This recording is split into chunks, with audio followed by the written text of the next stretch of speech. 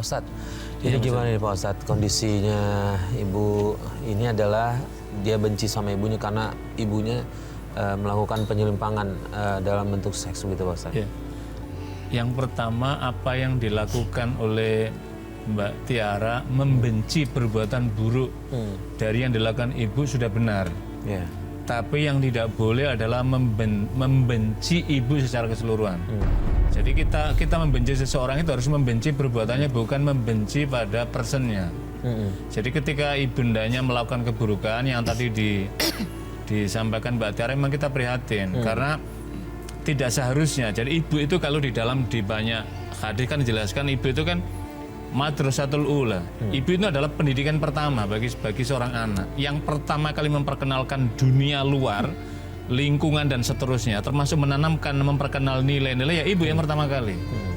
Karena inilah pentingnya ada kaitan misalkan orang ini bagi para pemuda yang mau mencari jodoh, tidak semata-mata nyaman di mata tetapi juga nyaman di hati.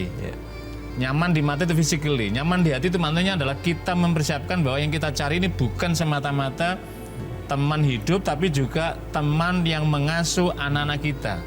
Lah tadi pengalaman yang disampaikan oleh Mbak Tiara ini kan memberikan contoh kepada kita bahwa seharusnya ibu itu tadi yang disampaikan, ibu itu kan memberikan bimbingan.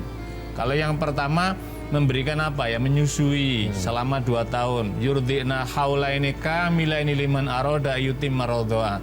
Ini gunanya adalah untuk apa? Ada transmisi kasih sayang. Yang kedua adalah untuk menjaga kesehatan pada anak, maka dilakukan. Tapi yang lebih dari itu adalah yang kedua adalah memberikan bimbingan. Tapi kan tidak didapatkan tadi itu. Karena apa? Karena ibunya pertama knowledge-nya terbatas, baik itu knowledge secara umum maupun knowledge dalam mana pengetahuan pemahaman agama. Karena apa yang dilakukan sudah jauh melenceng karena ini adalah perbuatan yang dicela oleh agama sampai melakukan praktek tadi. Kemudian Mbak Tiara, sikap ibunya Mbak Tiara setelah Mbak Tiara tahu kayak gitu, baik atau jahat? Dia jahat, dibilang baik, ibu pasti baik, tapi kelakuannya kepada saya tuh sering kali dia berkata bahwa saya ini bukan anaknya gitu. Setiap kali saya bilang, mama, aku lagi mau main sama mama gitu. Cuma terkadang dia selalu bilang bahwa saya ini bukan anaknya, saya cuman anak yang dipungut dari tempat sampah. Lipstikan dulu dan pastinya biar aku makin laku. Bu, ibu mau kemana? Ibu mau jalan sama Om Noval. Bu, udahlah Bu, ibu nggak usah jalan sama laki-laki itu lagi. Aku mau, Bu. Udah deh, kamu diem. Jangan bikin marah ibu. Aku mau, Bu, sama teman-teman aku. Hei, kamu tuh susah dibilangin ya. Jangan suka ikut campur urusan ibu. Lagian kamu itu bukan anak ibu. Kamu hanyalah anak pungut yang diambil bapak kamu dari tempat sampah. Ngerti gak? Nggak mungkin. Nggak mungkin. Ibu jahat. Mulut tuh anak. Sayang. Sayang. Jalan yuk. Kamu tambah cakep aja deh. Ya dong sayang. Biar kamu ngasih banyak duit sama aku. Mau kemana kita ya? Kita jalan aja yuk. Oke, ayo. Oke, Wan. Dapat bukti dari mana kalau memang bukan anaknya? Dia pernah ngasih tahu apa nggak gitu atau apa gitu, cuma sekedar ngomong itu aja? Iya, dia cuma sekadar ngomong kayak gitu. Udahlah, nggak usah ngurusin hidup gue, katanya. Lo tuh cuma anak yang boleh gue pungut dari tempat sampah kayaknya. Mbak Tiara sendiri pernah nanya kebenaran soal itu?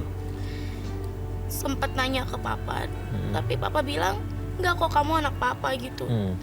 Papa sayang sama kamu, mungkin mama kayak gitu karena capek.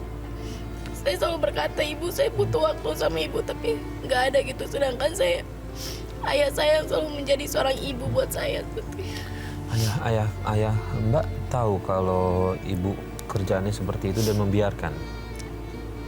Ayah tuh udah melarang sama ibu gitu. Cuma mungkin karena ibunya aja durhaka sama ayah, jadi ya ayah ya udahlah nggak apa-apa setelah dia gitu, mungkin karena perekonomian keluarga juga, karena kan pendapatan ayah mungkin buat ibu nggak cukup buat mencukupi keluarga yang hanya seorang pemulung. Ini Pak Ustadz gimana nih Pak Ustadz kondisi ayahnya Mbak ini tahu gitu kondisi istrinya seperti itu tapi membiarkan. Gimana nih Pak Ustadz? Jadi gini Mas Farid, kalau kita mengatakan membiarkan mungkin sulit juga ya, karena kan seringkali begini. Jadi ekonomi kadang-kadang mempengaruhi orang, tetapi tidak selamanya faktor ekonomi menjadi dominan. Kalau tadi yang pertama tadi kan faktor ibu tadi sampai muncul ucapan tidak mengakui anak ini sebenarnya tidak dibolehkan dalam agama. Apapun keadaan anak kita, kalau itu adalah anak kita harus jaga anak. Bahkan mohon maaf ini misalkan ada seorang ibu kemudian melahirkan anak yang cacat, mungkin saya pernah menyaksikan nggak ada begini dua-duanya lengan nggak ada, kakinya nggak ada. Tapi saya memperhatikan kasih sayang luar biasa dari seorang ibu sehingga anak ini tumbuh menjadi dewasa dan menjadi mandiri, terbatas secara fisik tadi, tapi imajinasinya kuat, kreasinya kuat, melukisnya itu pakai hanya dari sini saja. Tapi kemudian akhirnya apa? Saya menyaksikan Mas Farid. Dan ini pentas tidak hanya kelas Indonesia tapi kelas internasional di Sydney nih. Saya menyaksikan ini. Jadi luar biasa ini. Jadi dapat cerita ini gitu. Tadi kenapa ini anak itu tumbuh? Karena tumbuh dari kasih sayang. Karena itu saya sering mengatakan begini. Orang itu boleh ada keterbatasan ekonomi, keterbatasan tempat, fasilitas. Tetapi yang tidak boleh adalah terbatasnya orang tua dalam memberikan kasih sayang dan perhatian. Terbatasnya fisik, terbatasnya fasilitas. Tapi kalau orang tua itu kasih sayangnya tinggi, maka anak ini akan tumbuh menjadi hebat sekali gitu. Lah tadi ini kan Mbak Tiara ini di lingkungan keluarga tidak mendapatkan itu dari ibunya tadi. Satu-satunya diharapkan adalah dari ayah. Ayahnya sebenarnya bagus, perhatiannya kasih sayang. Kalau tadi kan sempat diajak putar-putar, mohon maaf dengan naik gerobak, tidak physically-nya yang kita lihat, tetapi perhatian orang tua tadi.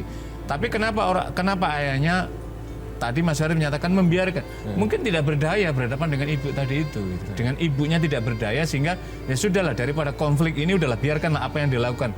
Sebenarnya tidak dibolehkan juga seorang suami seperti ini. Ayah sebagai kepala keluarga apapun keadaannya harus tegas berlaku seperti ini. Sebab dengan membiarkan ibunya ini seperti tadi itu, maka sama dengan memberikan contoh kepada anaknya tidak baik menyaksikan keadaan ibunya. Lah inilah yang kemudian akhirnya menjadikan pertumbuhan pemikiran psikis daripada Mbak Tiara ini tidak sebagaimana anak-anak usia lainnya, sehingga ada beban psikis yang sangat berat kalau kita lihat dari cerita yang disampaikan tadi. Ya, beban itu mengakibatkan Mbak Tiara ini begitu bencinya sama ibunya. Betul, ya, betul. Mbak Tiara, mau tanya, ayahnya Mbak Tiara ini menafkahi Tiara?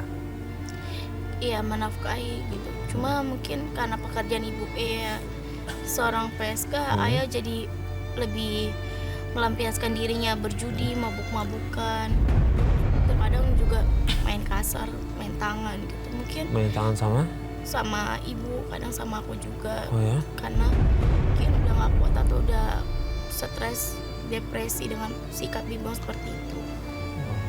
Ini Pak Ustadz, kondisinya ayahnya bukannya mohon maaf lebih dekat ke Allah gitu, tapi dia malah melampiaskan kekesalannya mungkin dalam tanda kutip terhadap istrinya dengan cara mabuk-mabukan dan juga bahkan mengalukan kekerasan nih Pak Ustadz.